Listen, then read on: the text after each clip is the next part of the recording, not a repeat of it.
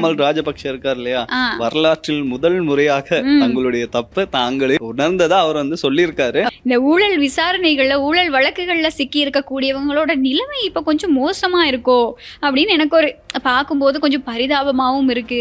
என்னடா கடவுள் இந்த மாதிரி ஒரு விஷயத்த கொடுத்துட்டாரே அப்படின்னும் தோணுது. நீங்க என்ன நினைக்கிறீங்க? அதாவது அந்த வீடியோ வந்து நானும் பார்த்தேன். ஆ. அது எப்படி இருந்தவர் இப்படி ஆயிட்டாரே அப்படின்ற மாதிரி இருக்கு. ஆனா இந்த ஊழல்வாதிகள் நிறைய பேர் இருக்காங்க. இந்த கடந்த காலத்துல ஊழல் எல்லாம் செஞ்சிருக்காங்க. அவங்களுக்காக நாங்க ஒரு ஸ்பெஷல் பஸ் ஒன்று வச்சிருக்கோம். ம். அது எந்த பஸ் அப்படின்னு பாத்தீங்கன்னா இந்த நீல நிற பஸ் அப்படின்னு ஆமா. சொன்னாங்க. இதை கேட்டதுக்கு அப்புறம் நான் கூட யோசிச்சேன், நீல நிற என்னவா பஸ் இருக்கும்? ஸ்பெஷலா இறக்கி இருப்பாங்களோ அப்படின்ற மாதிரி யோசிச்சேன். எங்க பணத்தையே கொள்ளையடிச்சிட்டு நீங்க ஜெயிலுக்கு போறதுக்கு நாங்க சரினா அந்த பஸ்ஸையும் உங்களுக்கு கொடுக்க கூடாது, நீங்க நடந்து போங்க அப்படின்னு சொல்லி விடணுமே தவிர. ஸ்ரீ காளிமாதா ஜோதிடம் உலக புகழ்பெற்ற ஜோதிடர் பண்டித் மகாராஜா. காதல், கல்யாணம், உத்தியோகம், வியாபாரம், கல்வி, குழந்தை பாக்கியம் மற்றும் மந்திர சூனிய பிரச்சனைகளுக்கு நிரந்தர தீர்வு. வணக்கம் கனுஷியா. வணக்கம், எப்படி இருக்கீங்க? நல்லா இருக்கேன் கனுஷியா, நீங்க எப்படி இருக்கீங்க? நானும் ரொம்பவே நல்லா இருக்கேன்.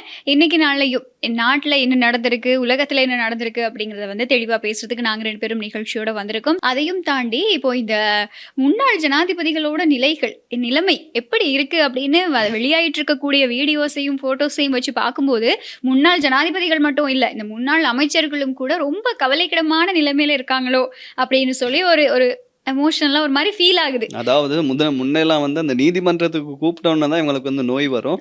இப்ப வந்து சரி, எங்க அடுத்தது போனாலும் நோய் வர எங்க போனாலும் வரப்போகுது, ஆரம்பிச்சிருச்சு. எங்களை தான் அடுத்தது கூப்பிட போறாங்க அப்படின்னு தெரிஞ்ச உடனே வருதோ இல்லையோ தெரியல. அதை பத்தி நீங்க நம்ம விவரமா பார்த்துலாம். ஆமா. சோ அதை பத்தியும் நம்ம நிகழ்ச்சியில பேச போறோம். அதையும் தாண்டி இப்ப இந்த பாதாள உலக குழுக்களோட ராஜ்யம், அதையும் தாண்டி தேடப்பட்டு வந்த முக்கியமான குற்றவாளிகள் எல்லாமே வந்து நாட்டுக்கு இந்த வேலை இருக்காங்க அப்படிங்கிற சொல்லி ஒரு தகவலும் வெளியாகி இருக்கு. யாரெல்லாம் வந்து கைது செய்யப்பட்டிருக்காங்க, அந்த ஸ்பெஷலா ஒரு மிஷன் நடந்துகிட்டு இருக்கு, அதை பத்தியும் இன்னைக்கு நல்ல பல தகவல்கள் வெளியாகி இருக்கு. அதை பத்தியும் நிகழ்ச்சியில பேச போறோம். அது மட்டுமா, இப்ப நாமல் ராஜபக்ஷ இருக்கார் இல்லையா, ஆ. வரலாற்றில் முதல் முறையாக தங்களுடைய தப்பை தாங்களே உணர்ந்ததா அவர் வந்து சொல்லியிருக்காரு. ஓகே. அது என்ன தப்பு, அது மட்டும் இல்லாம அரசாங்கத்தை வேற விமர்சிச்சிருக்காரு இல்லையா, அதை பத்தியே நம்ம நிகழ்ச்சியில பார்த்துடலாம். சரி, இப்போ இலங்கைக்கு வந்து மெட்ரோ பஸ்கள் எடுத்துட்டு வந்திருக்காங்க. சரியா, இந்த மெட்ரோ பஸ்களை பார்க்கும்போது அடடா ஐரோப்பாவா ஸ்ரீலங்காவா அப்படின்னு டிஃப்ரெண்ட் தெரியாத மாதிரி ஒரு மாதிரி புதுசாகவும் இருக்கு, அழகாவும் இருக்கு. மக்களுக்கு ஒரு விதமான ஒரு உற்சாகத்தையும் இந்த அரசாங்கம் மேல பெரிய ஒரு எதிர்பார்ப்பையும் கொடுத்துருக்கு அப்படின்னு சொல்லலாம். இப்போ இவங்களுக்கு மெட்ரோ பஸ் கொடுக்கும்போது இந்த எதிர்கட்சியில இருக்கவங்களுக்கும் ஒரு சில பேருக்கும் வந்து இந்த மெட்ரோ பஸ்கள்ல பெருசா ஈடுபாடு இல்லாத மாதிரியே இருக்கு.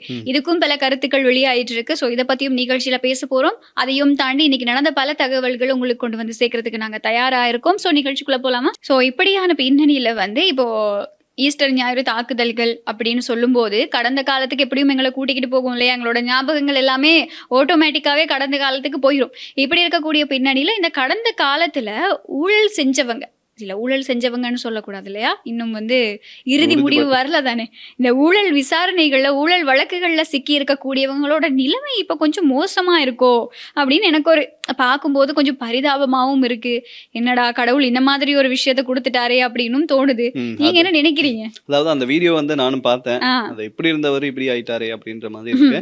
அது வேற யாருமே இல்ல, முன்னாள் ஜனாதிபதி மஹிந்த ராஜபக்ஷ. நம்ம மேலும்னா இந்த வீடியோ வந்து இதுல வந்து அட்டாச் பண்ணும்போது உங்களுக்கே தெரியும் அவர் வந்து ஒரு காலத்துல எப்படி இருந்தாரு, இப்ப எப்படி இருக்காரு அப்படின்றது தெரியும். அவர் வந்து நடக்கிறது கூட ரொம்ப கஷ்டப்பட்டு அவர் வந்து நடந்து போற வீடியோ வந்து பார்க்கக்கூடியதா இருக்கு. ஆமா, அதாவது இப்போ இத பல பேர் பல மாதிரி விமர்சனங்களை முன்வைக்கிறாங்க. இப்ப அவருக்கு ஆதரவு தெரிவிக்கிறவங்களும் இல்லாம இல்ல, அவர் பாவம் இந்த மாதிரி வயதாயிருச்சு அப்படின்னு சொல்லியும் சொல்றாங்க. ஆனா வயதானதுக்கு என்ன, அவர் சொல்ற விஷயங்கள் இருக்கே, என்னது கட்டாயம் ஒரு ஆட்சி மாற்றம் நடக்கும், எதிர்கட்சிகள் ஒன்றிணைறதெல்லாம் நல்லதுக்கு தானே அப்படின்னு சொல்லி அவரோட இந்த அரசியல் வியூகத்துல எல்லாம் அவர் நல்லா தெளிவாதான் இருக்காரு. ஆனா ஒரு வீடியோ வந்து இப்போ வைரல் ஆகிட்டு இருக்கு. அவர் வந்து ரொம்ப முடியாம, முன்னாள் ஜனாதிபதி மஹிந்த ராஜபக்ஷ அவர்கள் ரொம்ப முடியாம நடந்து போறதும், அவருக்கு வந்து பக்கத்துல சப்போர்ட்டுக்கு யாராவது 2 பேர் வேணுங்கிற அவரால் நடக்க முடியாத ஒரு சிச்சுவேஷனுக்கு வந்து வந்திருக்காரு. அப்போ இது வந்து இன்னைக்கு நாள்ல கொஞ்சம் சோசியல் மீடியால அதிக அளவுல பகிரப்பட்டு வருதுக்கான காரணம் என்ன அப்படின்னு சொன்னா, ஒரு சில தரப்பு வந்து அவருடைய அந்த உடல்நிலையை பார்த்து வந்து பரிதாபப்படுறதை தாண்டி இன்னும் சில தரப்புகள் முக்கியமா இப்படியான விஷயங்களையும் சொல்றாங்க. இந்த கடந்த காலத்துல செஞ்ச விஷயங்கள் மக்களுடைய கண்ணீருக்கான ஒரு பதில் கிடைக்க வேணாமா, அதுதான் இப்போ வந்து சில பேர் அனுபவிச்சுக்கிட்டு இருக்காங்க அப்படிங்கிற மாதிரியான விமர்சனங்களும் இல்லாமலும் இல்ல. இதையும் தாண்டி நம்ம எடுத்துக்கிட்டோம் அப்படின்னு சொன்னா, இன்னைக்கு வரைக்கும் எங்களுடைய தமிழ் மக்கள் எத்தனை பேர் கண்ணீர் விட்டுக்கிட்டு இருக்காங்க. அவங்களோட காணாமலாக்கப்பட்டவங்க, அவங்களுக்கு இல்லாம போன உறவுகளை பத்தி, அதையும் தாண்டி அண்மையில் அவங்களுடைய ஆட்சியில நடந்த பல விஷயங்களும் வந்து மக்களை எந்த அளவு தூரத்துக்கு பாதிச்சிருக்கு. மக்களோட வயித்துல அடிச்ச அந்த பாவம் வந்து யாரையும் சும்மா விடாது இல்லையா?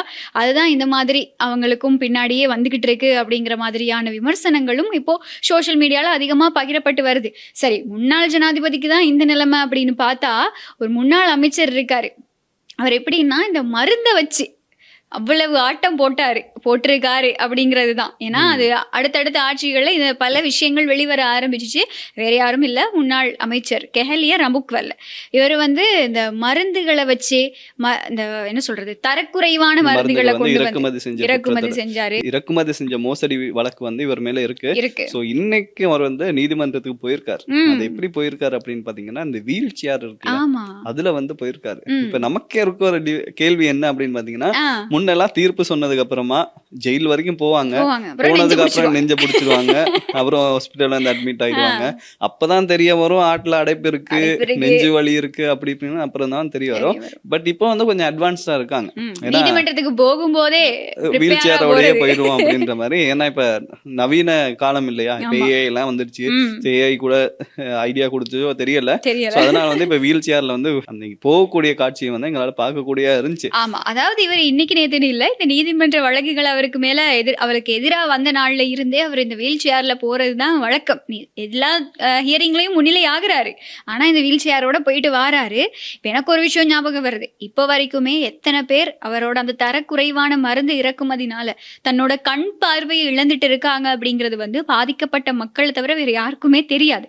இப்போ வரைக்குமே அவங்களுக்கு இழப்பீடுகள் கொடுக்கணும், இவ்வளவு தொகை கொடுக்கணும் அப்படிங்கிற மாதிரியான பேச்சுவார்த்தைகள் போய்கிட்டு இருக்கக்கூடிய பின்னணியில அவர்னால பல பேர் அவர் அப்படிங்கிறத தாண்டி அவங்களுடைய அரசாங்கத்துக்கு கீழே நடந்த இந்த மாதிரியான விஷயங்கள்னால பல பேர் கண் பார்வை இழந்துட்டு இருக்காங்க. அப்படிங்கிறத தாண்டி இவருக்கும் இந்த மாதிரியான ஒரு சூழ்நிலை அப்படிங்கிறது தான் நம்ம வந்து சுட்டி காட்ட வேண்டிய ஒரு விஷயமாவும் இருக்கு. அதாவது நீங்க சொன்ன மாதிரிதான் கர்மா, அது வந்து யாரையும் விடாது அப்படின்னு சொல்றாங்க. இயற்கை கிட்ட இருந்து யாரும் தப்பிக்க முடியாதுன்னு சொல்லுவாங்க இல்லையா? நீங்க ஒருத்தங்களுக்கு கஷ்டம் கொடுக்குறீங்க அப்படின்னா அந்த நேரத்துல வந்து நீங்க சந்தோஷமா இருக்கலாம்.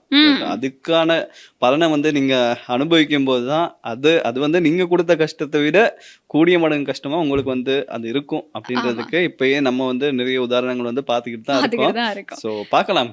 இது மட்டும் இல்ல, என்னென்ன நம்ம வந்து பார்க்கறோமோ தெரியல, ஃபியூச்சர்ல பார்க்கலாம். ஆமா. சோ இப்படி இருக்கக்கூடிய பின்னணியில இந்த நீதிபதிகளோட வயதிலேயே நீடிப்பு அப்படிங்கறது வந்து அரசாங்கத்தோட தீர்மானம். இதுக்கு வந்து இப்ப எதிர்கட்சிகள் போர்க்கொடி தூக்கிக்கிட்டு என்ன சொல்றது, இல்ல நாங்க வந்து இதுக்கு எதிராக தான் இருப்போம், ஏன்னா நீங்க வயசை கூட்டவே கூடாது அப்படிங்கிறதுல வந்து ரொம்ப தெளிவாகவும் ரொம்ப ஸ்ட்ராங்காகவும் இருக்காங்க. இன்னைக்கு நாள்ல பாத்தீங்க அப்படின்னு சொன்னா இந்த நீதிபதிகளோட வயதிலேயே நீடிக்கிறதுக்கு எதிராக லஞ்ச ஊழல் ஆணைக்குழுவுக்கு தயாசிரி உள்ளிட்ட குழு போயிட்டு ஒரு கம்ப்ளைண்ட் பண்ணிட்டு வந்திருக்காங்க. யாருக்கு எதிரா? அரசாங்கத்துக்கு எதிரா. அவங்க என்ன சொல்றாங்க அப்படின்னு பாத்தீங்கன்னா, அந்த அரசாங்கத்துக்கு சார்பா இருக்க நீதி அரசர்கள் இருக்காங்க இல்லையா, சோ இவங்க ஆட்சியில் இருக்க வரைக்கும் அவங்கள வச்சுக்கிட்டா இவங்களுக்கு சார்பா அவங்க வந்து தீர்ப்பு கொடுப்பாங்க அப்படின்ற மாதிரி, அப்படியான விஷயத்துக்காக தான் இவங்க வந்து இதை ட்ரை பண்றாங்க அப்படின்ற மாதிரி சொல்றாங்க. ஆனா அரசாங்க தரப்பு என்ன சொல்லுது அப்படின்னு பாத்தீங்கன்னா, கடந்த 10-15 வருடங்களாக நீதி அரசர்களின் எண்ணிக்கை இருக்கு இல்லையா, அது வந்து அதிகரிக்கப்படாமலேயே இருக்கு. சோ அதனாலதான் நீதிமன்றங்கள்ல வந்து வழக்குகள் தேங்கி இருக்கு. சோ இப்ப இவங்களும் ரிட்டையர் ஆயிட்டாங்கன்னா இன்னும் வழக்கு வந்து தேங்கும் இல்லையா. சோ அதுக்காக தான் நாங்க இந்த மாதிரியான ஒரு நடைமுறையை செய்யறோம் அப்படின்னு சொல்றாங்க. ஆனா நம்ம எதிர்கட்சியை பத்தி சொல்ல வேணும், அவங்க எங்கடா ஒரு சான்ஸ் கிடைக்கும் அப்படின்னு பாப்பாங்க. அதை வச்சுதான் இப்ப அவங்க வந்து அரசியல் பண்ணிக்கிட்டு இருக்காங்க அப்படின்னு சொல்லலாம். அதாவது இப்ப அவங்களுக்கு என்ன பிரச்சனைனா, இப்ப இருக்கக்கூடிய இவங்க எல்லாம் வந்து வயது எல்லையை கூட்டி ஓய்வு எடுக்காம இவங்களோட கேஸ் வந்து இப்படியே போய்கிட்டு இருந்துச்சு அப்படின்னா கட்டாயம் நாங்கெல்லாம் ஜெயிலுக்கு போய் தான் ஆகணும் அப்படின்றது வந்து எல்லாருக்கும் இப்ப விளங்க ஆரம்பிச்சிருச்சு. அதான் என்ன பண்றது, என்ன பண்ணி இவங்களை இவங்களை வந்து வீட்டுக்கு அனுப்பலாம், ஏதாவது பண்ணியே ஆகணுமே அப்படிங்கிற மாதிரி இப்போ வந்து லஞ்ச ஊழல் ஆணைக்குழு வரைக்கும் போயிட்டாங்க. இனி இதுக்கு வந்து விசாரணை நடக்குமா, இல்லாட்டி அரசாங்கம் சொன்ன மாதிரி அது வந்து அமுல்படுத்தப்படுமா அப்படிங்கிறத நம்ம வெயிட் பண்ணி தான் பார்க்கணும். ஆனால் நான் நேற்று சொன்ன மாதிரியே எதிர்கட்சி என்னதான் தலைகீழாக நின்னாலும் அரசாங்கம் வந்து இல்லை நாங்கள் செய்வோம், இது எங்களோட டிசிஷன், நாங்கள் செய்ய தான் போகிறோம் அப்படிங்கிறதுல வந்து ரொம்ப ஸ்ட்ராங்காக இருக்காங்க அப்படி தான் சொல்லணும். எதிர்கட்சியும் இல்லை நாங்களும் கடைசி அந்த நுனி வரைக்கும் நாங்கள் ட்ரை பண்ணி பார்ப்போம் அப்படின்னு சொல்லி அவங்களும் ஒவ்வொரு முயற்சிகளை எடுத்துக்கிட்டு இருக்காங்க அப்படின்னு தான் சொல்லணும். இப்படியான பின்னணியில் இந்த அரசாங்கம் மேலே முன்வைக்கப்படக்கூடிய முக்கியமான விமர்சனங்களில் இந்த மெட்ரோ பஸ் இருக்கு இல்லையா, இப்போ நீங்கள் பார்த்தீங்கன்னு சொன்னால் இப்போ நம்ம சாதாரணமாக ஒரு பஸ்ஸில் போகும்போது எவ்வளோ பிரச்சனை இருக்கு எங்களுக்கு, அதாவது கூட்ட நெரிசலா இருக்கட்டும், ஒரு மாதிரி கசகசன்னு இருக்கும். அப்படின்றதுக்கு அரசாங்கம் ஒரு தீர்வாதான் இந்த மெட்ரோ பஸ் வந்து கொண்டு வந்தாங்க. அதுவும் 1-2 பஸ் கிடையாது, ஒரு தொகை 104 பஸ் அவங்க கொண்டு வந்தாங்க. இந்த பஸ்ஸை பத்தி நலிந்த ஜெயதிஸ் அவர்கள் வந்து சொல்லியிருக்காரு. அதாவது இந்த மெட்ரோ பஸ் எல்லாம் இருக்குல்ல, அது வந்து மக்களுக்காகத்தான். ஆனா இந்த ஊழல்வாதிகள் நிறைய பேர் இருக்காங்க, இந்த கடந்த காலத்துல ஊழல் எல்லாம் செஞ்சிருக்காங்க, அவங்களுக்காக நாங்க ஒரு ஸ்பெஷல் பஸ் ஒண்ணு வச்சிருக்கோம். அது எந்த பஸ் அப்படின்னு பாத்தீங்கன்னா இந்த நீல நிற பஸ் அப்படின்னு சொன்னாங்க. இதை கேட்டதுக்கு அப்புறம் நான் கூட யோசிச்சேன், நீல நிற பஸ் ஸ்பெஷலா இறக்கி இருப்பாங்களோ அப்படின்ற மாதிரி யோசிச்சேன். அப்புறம் தான் எனக்கு மைண்ட் கிளிக் ஆச்சு. என்ன அப்படின்னு பாத்தீங்கன்னா இந்த சிறைச்சாலை கைதிகளை வந்து ஏத்திட்டு போவாங்க இல்லையா, அந்த பஸ் கூட நீல கலர் பஸ் தானே. சோ அதத்தான் இவர் வந்து ஹிண்ட் பண்ணி சொல்லியிருக்காரு. அப்படின்றது இவங்க செஞ்ச வேலைங்களுக்கு இவங்களை வந்து அந்த நீல நிற பஸ்லயும் கூட்டு போக கூடாது. ஏன்னா அதுக்கு கூட இந்த மக்களோட அரசாங்கத்துல இருந்து தான் அதுக்கும் நிதி போகுது. அதுவும் வந்து மக்கள் பணத்துல இருந்து போற நிதியில தான் அந்த பஸ்ஸும் இயங்கிக்கிட்டு இருக்கு.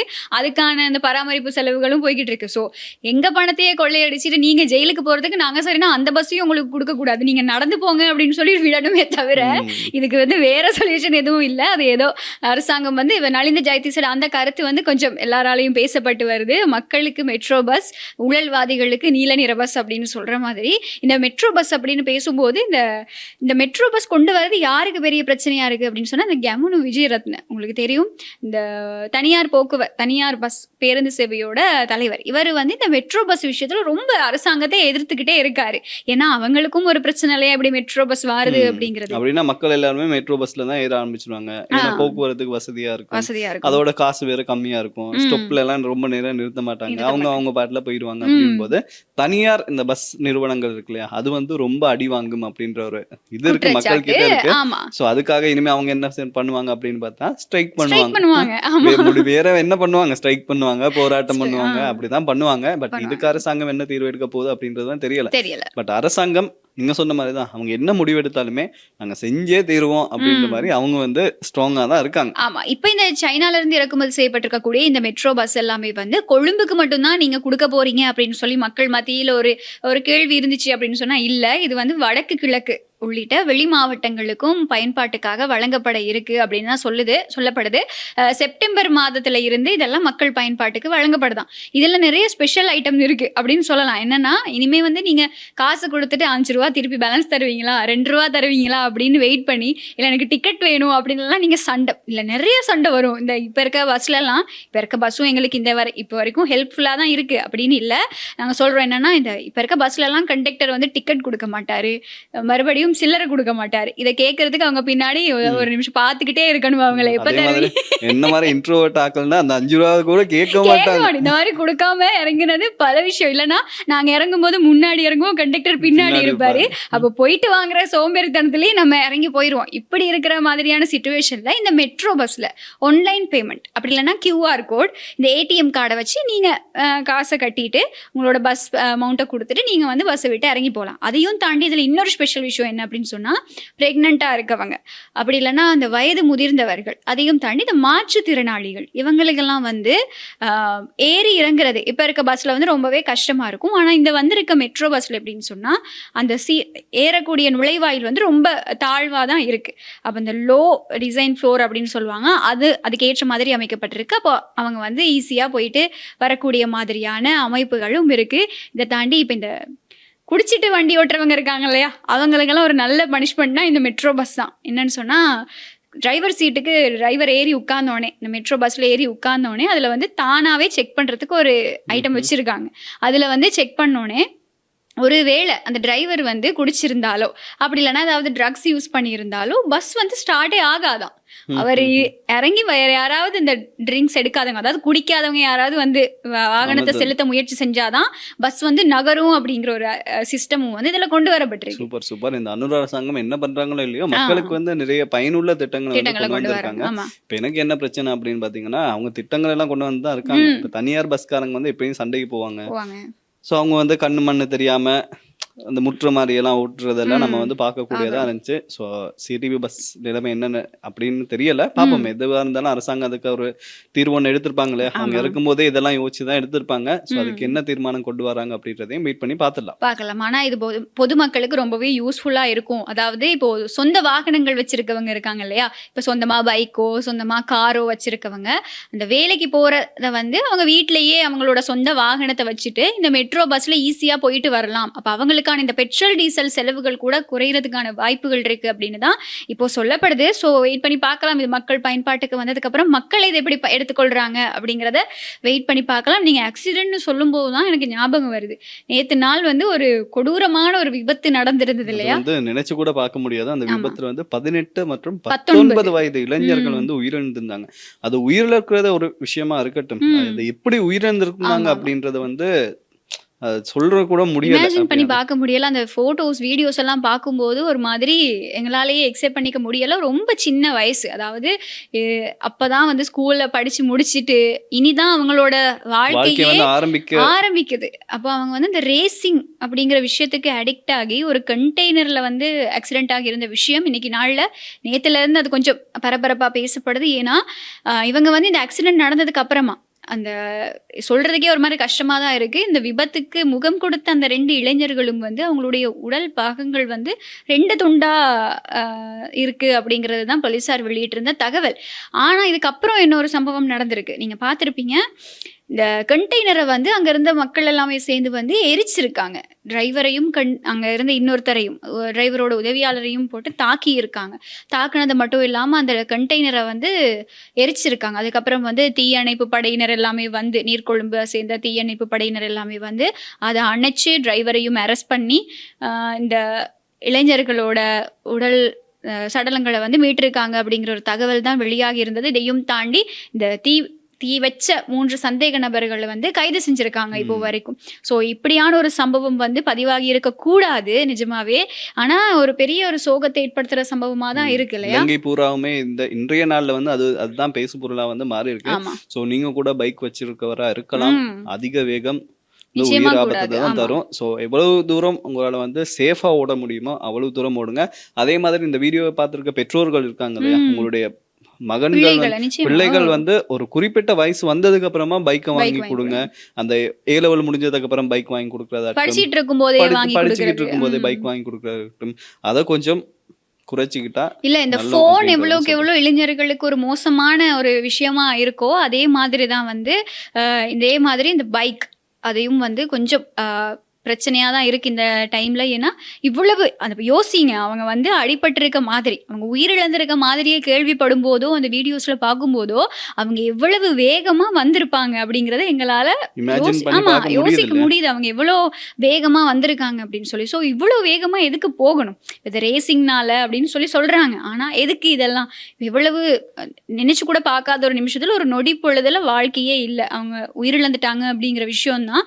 அவங்களோட குடும்பத்தினருக்கு வந்து 2 ஆம்பளை பிள்ளைகள் இல்லை, ஆண் பிள்ளைகள் இல்லை அப்படிங்கிறது வந்து அவங்களோட குடும்பத்தினரையும் வந்து ஏற்றுக்கொள்ள முடியாது. ஸோ இதை பார்க்குறவங்க வந்து ஒரு படிப்பினையாக தான் எடுத்துக்கணும். இனிமேலும் இந்த மாதிரி அதிவேகமாக வந்து வாகனங்களை செலுத்துறது வந்து நம்ம முடிஞ்ச அளவுக்கு குறைச்சிக்கொள்வோம். அப்போ தான் வந்து எங்களுடைய உயிர்களையும் நாங்கள் பாதுகாத்து கொள்ள முடியும்.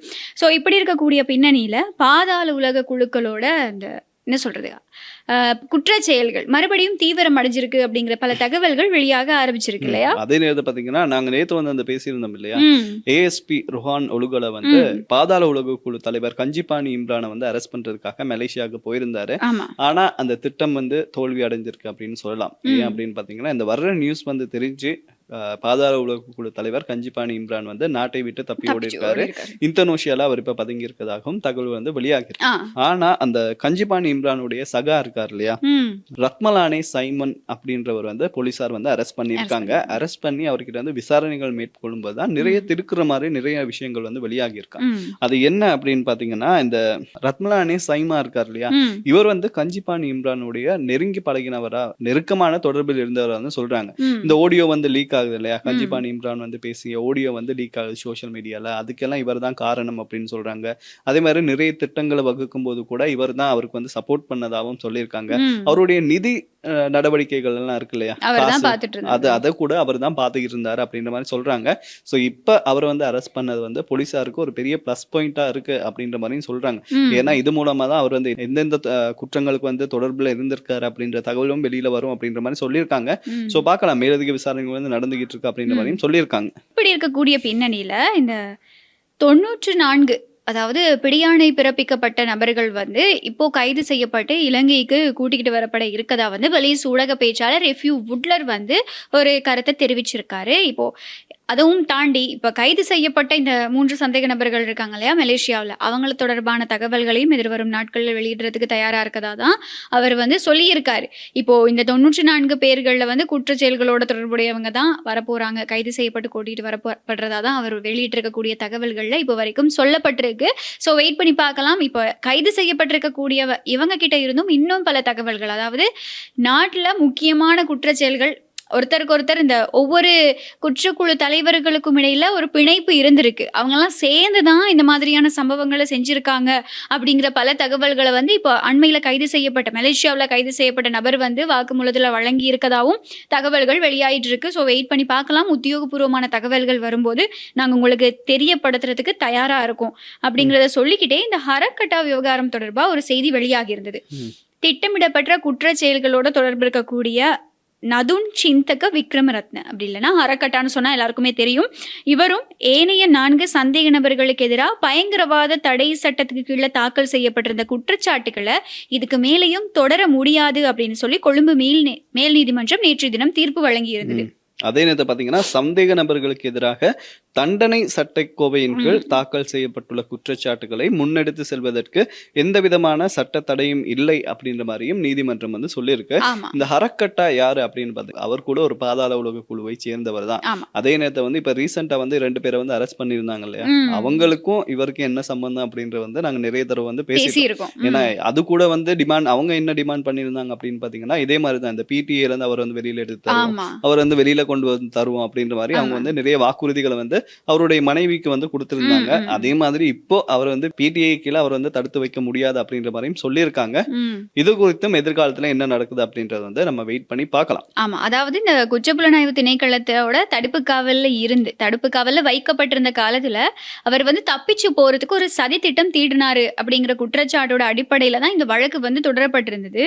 பாதுகாப்பு தரப்பினரால் முன்வைக்கப்பட்டிருந்த ஆரம்ப கட்ட ஆட்சேபனைகளை ஏற்றுக்கொண்ட கொழும்பு மேல் நீதிமன்ற நீதிபதி இந்த உத்தரவு வந்து பிறப்பிச்சிருக்காரு. ஆனாலும் நீங்க சொன்ன மாதிரி தான் இந்த சந்தேக நபர்களுக்கு எதிரான தண்டனை சட்டக்கோவைக்கு கீழே தாக்கல் செய்யப்பட்டிருக்க குற்றச்சாட்டுக்களை முன்னெடுத்துட்டு போறதுக்கு எந்த விதமான சட்ட தடையும் இல்லைங்கிறது தான் தெரிவிக்கப்பட்டிருக்கு. ஸோ இதுவும் வந்து இந்த பாதாள உலக குழு தலைவர்கள் தொடர்பாக வெளியாக இருக்கக்கூடிய இன்னும் ஒரு சட்ட தகவலா பார்க்கப்படுது அப்படின்னு தான் சொல்லணும். எது எப்படி இருந்தாலும் எதிர்வரும் நாட்களில் கஞ்சிபாணி இம்ரான் கைது செய்யப்படுவார் அப்படிங்கிற ஒரு மிகப்பெரிய நம்பிக்கை வந்து இலங்கை மக்கள் மத்தியில் இருக்கு. ஏன்னா அந்த மிஷன்ல இறங்கி இருக்கவர் வந்து அப்படிப்பட்ட ஒரு நபர். ரோஹான் ஒலிதல் அப்படிங்கிறவர் வந்து இந்த ஆல்ரெடி கேஎல் பத்ர பத்மேவா இருக்கட்டும், பல பேரை வந்து சொல்லாமலே அங்கே போய் இறங்கும் வரைக்கும் யாருக்கும் தெரியாது, இந்தோனேஷியாவுக்கு போயிட்டு கைது செய்யப்பட்டு கையோடு கூட்டிக்கிட்டு வந்த ஒரு நபர். இப்படி இருக்கக்கூடிய பின்னணியில் இப்போ கஞ்சிபாணி இம்ரானுக்கு என்ன நடக்க போகுது, அவர் நாட்டுக்கு வந்து கூட்டிகிட்டு வரப்படுவாரா, இதுக்கு முன்னாடியே அவர் வந்து அதிகாரிகளோட மிஸ்டேக்னால தான் நாட்டிலேருந்து தப்பிச்சு போனார் அப்படிங்கிற தகவல்கள் வெளியாக இருந்த பின்னணியில் இனியும் தப்பிக்க முடியாது அப்படிங்கிறது தான் இப்போ பரபரப்பாக பேசப்பட்டு வருது. ஸோ வெயிட் பண்ணி பார்க்கலாம் அடுத்த கட்ட நடவடிக்கைகள் எப்படி இருக்க போகுது அப்படிங்கிறது தொடர்பா. சரி, இது இருக்கிற இடத்துல நாமல் ராஜபக்ஷ இருக்கார் இல்லையா, இந்த வரலாற்றிலேயே முதல் முறையாக தங்களுடைய தவறை வந்து ஒத்துக்கிட்டு இருந்திருக்காரு. அவர் என்ன சொல்லியிருக்காரு அப்படின்னு பாத்தீங்கன்னா, ஜனாதிபதி மஹிந்த ராஜபக்ஷ, அதாவது முன்னாள் ஜனாதிபதி மஹிந்த ராஜபக்ஷ 3வது தடவையும் ஜனாதிபதி ஆகணும் அப்படின்றதுக்காக இந்த 18வது சீர்திருத்தம் வந்து கொண்டு வந்தோம், அது வந்து நாங்க பண்ண ஒரு பெரிய தப்பு அப்படின்ற மாதிரி சொல்லியிருக்காரு. இதை விட பெரிய ஹைலைட் என்ன தெரியுமா, இனிமே வந்து நாங்க இப்படியான தப்புகளை பண்ண மாட்டோம் அப்படின்னு சொல்லியிருக்காருன்னா அவர் இப்ப என்ன சொல்ல வராரு அப்படின்னு வந்து தெரியல. இனிமே வந்து நாங்க ஆட்சிக்கு வருவோம், வந்தா நாங்க இந்த மாதிரி தப்பு வந்து பண்ண மாட்டோம் அப்படிங்கிற மாதிரி அவர் ஹிண்ட் கொடுக்குறாரா அப்படின்றது கூட தெரியல. அப்படியும் சொல்றாரு. என்ன அவ்வளோ லேசா சிறையில அடைக்கவும் முடியாது, அப்படி அடைச்சாலும் நாங்க வெளியில எல்லாம் பிளான் பண்ணி தான் வச்சிருக்கோம் அப்படின்னு சொல்றாரு. நாமல் ராஜபக்ஷோட பிளான் என்னன்னு கொஞ்சம் புரிஞ்சிக்க கஷ்டமா தான் இருக்கு. அதுவும் இப்போ ஆட்சி நடத்தி இவ்வளோ நாள் ஆகுது, ஆட்சி இல்லாம போயும் இவ்வளோ நாள் ஆகுது இல்லையா? இப்போ வந்து இப்போ இதுக்கு முன்னாடி ரணில் ஜனாதிபதியா இருந்தாரு, அப்ப கூட இந்த மாதிரி ஒரு விஷயத்த வெளிப்படையா சொல்லாத நாமல் ராஜபக்ஷ நீதிமன்றத்துக்கு வெளியில வந்து இப்படி ஒரு கருத்தை எவ்வளவு தைரியமா சொல்றாரு அப்படின்னு சொன்னா, அதாவது நாங்க அரசியல் அமைப்புல சீர்திருத்தம் கொண்டு வந்திருக்கோம், அதுவும் தனிநபரோட தேவைக்காக கொண்டு வந்தோம் அப்படின்னு சொல்லி வெளிப்படையாவே சொல்லியிருக்காரு. அப்படின்னா அந்த தலைக்கு தில்ல பாத்தியா அப்படிங்கிற மாதிரி. அதே மாதிரி அவங்களுக்கு குற்றத்தை வந்து அவங்களே ஒப்புக்கொண்ட மாதிரியும் வந்து அவர் வந்து பதில்கள் வந்து சொல்லியிருக்காரு. அதாவது இப்ப மஹிந்த ராஜபக்ஷோட ஆட்சி இருக்கும்போது 2 தடவை தான் ஜனாதிபதியா இருக்க முடியுமா, ஆனா அவர் 3வது தடவையும் ஜனாதிபதியா இருக்கணும் அப்படிங்கிறதுக்காக 18வது சீர்திருத்தம் கொண்டு வரப்பட்டிருக்கு. இந்த ஒரு பழமொழி ஒண்ணு இருக்கு இல்லையா, ஆசை யாரை விடும் அப்படின்ற மாதிரி, அந்த ஆசையால அவங்க பண்ணதுதான் இப்ப வந்து அவங்களுக்கு எதிரா வந்து நிக்குது. இது மட்டும் இல்லாம பாத்தீங்கன்னா நாட்டின் நீதித்துறையின் மீது எனக்கு பூரண நம்பிக்கை இருக்கு, ஆட்சி அதிகாரம் மாறினாலும் நீதிமன்றங்கள் சுயாதீனமாக செயற்படுகின்றன அப்படின்னு அவர் நம்புறதாவும் சொல்லியிருக்காரு. ஆனா போலீசார் மீது அவருக்கு வந்து நம்பிக்கை இல்லையா. இது எதனால அப்படின்னு பாத்தீங்கன்னா இந்த ஜேவிபியினர் இருக்காங்க இல்லையா, அவங்கதான் வந்து போலீஸை வந்து ஆட்டுவிக்கிறாங்க. சோ அவங்க மேல இருந்து இயக்கிக்கிட்டு இருக்காங்க, அவங்க வந்து இயக்கிக்கிட்டு இருக்காங்க. சோ அவங்க மேல எல்லாம் எனக்கு நம்பிக்கை கிடையாது. நீதிமன்றம் வந்து எனக்கு, அதாவது நாங்க வந்து குற்றமே பண்ணல, சோ அப்ப நீதிமன்றத்தை தான் நாங்க கடைசி மலை போல நம்பி இருக்கோம் அப்படின்ற மாதிரி அவர் வந்து சொல்லியிருக்காரு. நீதிமன்றத்துக்கு ஐஸ் வைக்கிறாரா தெரியல, பட் இல்ல நீதிமன்றம் சுயாதீனமா தான் இயங்கிட்டு இருக்கு. இதெல்லாம் கேட்கும் போதே மைண்ட்ல வந்து ஒரு பாட்டு ஒண்ணு போயிட்டு இருக்கு, ஆடிய ஆட்டம் என்ன பேசிய வார்த்தை என்ன அப்படின்ற மாதிரி, டாம் மினவா டூம் மினவா, அதே டாம் மினவா டூம் மினவா அப்படின்ற மாதிரி தான் இருக்கு. என்னவோ தெரியல, எல்லாத்துக்கும் ஒரு எண்டு போடணும். இன்னொரு விஷயம் சொல்லியிருக்காரு தெரியுமா, அரசாங்கத்துக்கு வந்து ஆட்சியை தக்க வச்சுக்கணும் அப்படிங்கிறதுனால அரசாங்கத்துக்கு பைத்தியம் முடிச்சிருக்கு அப்படின்னு சொல்லி அவரு ஸ்ட்ரெஸ் ஆகி அவர் அப்படி ஒரு கருத்து சொல்றாரு. என்னடா பண்றீங்கன்னு தெரியாம பண்ணிட்டு இருக்காங்க இந்த அரசாங்கத்துக்கு அப்படியே பைத்தியம் முடிச்சு போயிருச்சு அப்படின்னு சொல்லி, அது ஆதங்கமா இல்லாட்டி கோபமா என்னத்தோட வெளிப்பாடுன்னு தெரியல. ஆனா நாமல் ராஜபக்ஷ இந்த அரசாங்கம் மேல கொஞ்சம் கூட திருப்தி இல்லை அவருக்கு. அவர் வந்து எப்படி சாட்டிஸ்ஃபைடே இல்லை தேசிய மக்கள் சக்தி அரசாங்கம் மேலேயா இருக்கட்டும், ஜனாதிபதி அன்றகுமார் திசாநாயக்க மேலேயா இருக்கட்டும். ஏன்னா எதையுமே பாராட்ட மாட்டேங்கிறாரு, எல்லாத்துலயுமே குறைதான் சொல்றாரு. அதான் புரியல நாமல் ராஜபக்ஷோட ஐடியா என்னன்னு புரியல. ஆனா அவர் வந்து ஏதோ பிளான்ல தான் இருக்காரு. நான் இருந்தா இப்படி, இந்த பிளான் ஏ பிளான் பி, அந்த மாதிரி நான் ஜெயிலுக்கு போகலன்னா இப்படி, ஜெயிலுக்கு போலாம் அப்படின்னு சொல்லி 2 பிளான் வச்சிருக்காரு. ஜெயிலுக்கு போலாட்டி நான் வந்து ஜனாதிபதி, ஜெயிலுக்கு போனேன் அப்படின்னா நான் ஜெயிலுக்குள்ள ஜனாதிபதி, வெளியில ஜனாதிபதி, நான் சொல்ற மாதிரி தான் கட்சி வந்து நடக்கும் அப்படின்ற மாதிரி அவர் வந்து சொல்லி. ஆனா யாரு வேட்பாளரா இருப்பா அவர் ஜெயிலுக்கு? தெரியல, இவர் வந்து சாகரகாரி யோசனை அவர்கிட்ட இல்லாத ஞாபகத்துக்கு வந்தாரு. யாரு? ஏன்னா ஒருத்தர் ஜான்சன் பெர்னாண்டோவா? இல்ல கொஞ்ச நாளைக்கு முன்னாடி ஒருத்தர் சொன்னாரு, நீதி அமைச்சரை என்னோட அரசாங்கத்துக்கு கீழே நான் வந்து இத்தனை வருஷம் ஜெயிலுக்கு அனுப்புவேன் அப்படின்னு. எங்களோட அந்த ஜாழ்ப்பாணத்துல இருக்காரு ஒருத்தர், அவரா? தெரியல, ஐயோ முடியல. அவர் சொல்லியிருந்தாரு அவரோட அரசாங்கம்னோடனே ஒருவேளை நாமல் ராஜபக்ஷ ஜெயிலுக்கு போயிட்டா வேட்பாளரா அவர் வந்துருவாரோ தெரியல. ஸோ அப்படியெல்லாம் ஏதாவது நடக்க போகுது அப்படின்னு சொன்னா அது ஒரு கெட்ட கனவா நினைச்சு நாங்க மறந்துடுவோம். அப்படியெல்லாம் நடக்கக்கூடாது அப்படிங்கிறது எங்க எல்லாரோட பிரார்த்தனையும் கூட. மக்கள் ஏன்னா வந்து தெளிவா இருக்காங்க. நம்ம என்னதான் இது எல்லாத்தையும் வந்து சிரிச்சு பேசிக்கிட்டு இருந்தாலும் கூட மக்கள் தீர்ப்பு தான் மகேஷன் தீர்ப்பு அப்படின்னு சொல்லுவாங்க இல்லையா. இறுதியா யார் வரணும் யார் வரக்கூடாது அப்படிங்கிறத தீர்மானிக்கிறது எல்லாமே மக்கள் தான். என்னதான் நிறைவேற்று அதிகாரம் கொண்ட ஜனாதிபதியா இருந்தாலும் ஆட்சி கதிரையில இருந்து அவங்கள தூக்கி வீசுறதுக்கு வந்து மக்களுக்கு அவ்வளவு கஷ்டமான விஷயம் இல்லை அப்படிங்கிறதையும் எங்களுடைய நாட்டு மக்கள் வந்து நிரூபிச்சிருக்காங்க. அதான் உங்க கையில தான் அந்த பலம் இருக்கு, வர்றதுல வந்து பார்த்து போடுங்க அப்படின்றது வந்து நாங்க மென்ஷன் பண்ணிக்கிறோம். இன்னைக்கு வந்து நிறைய விஷயங்கள் பார்த்தோம். இதே மாதிரி நாளைக்கும் இதே மாதிரி சனி ஞாயிறு இல்லாம திங்கட்கிழமை என்ன நடந்திருக்கு அப்படின்றத பத்தி பாக்குறதுக்கு நாங்க தயாரா இருக்கோம். ஸோ எங்களுடைய நிகழ்ச்சியில் நாங்கள் பேசின விஷயங்கள் தொடர்பாக உங்களோட கருத்துக்கள் என்ன அப்படிங்கிறத கமெண்ட்ல சொல்ல மறக்காதீங்க. மறுபடியும் திங்கட்கிழமை நாட்டில் என்ன நடந்துச்சு அப்படிங்கிறத உங்ககிட்ட பேசுறதுக்கு நாங்கள் தயாராக இருக்கோம். அப்போ மீண்டும் சந்திக்கலாம். ஓகே. ஸ்ரீ காளிமாதா ஜோதிடம் உலக புகழ்பெற்ற ஜோதிடர் பண்டித் மகாராஜா. காதல், கல்யாணம், உத்தியோகம், வியாபாரம், கல்வி, குழந்தை பாக்கியம் மற்றும் மந்திர சூனிய பிரச்சனைகளுக்கு நிரந்தர தீர்வு.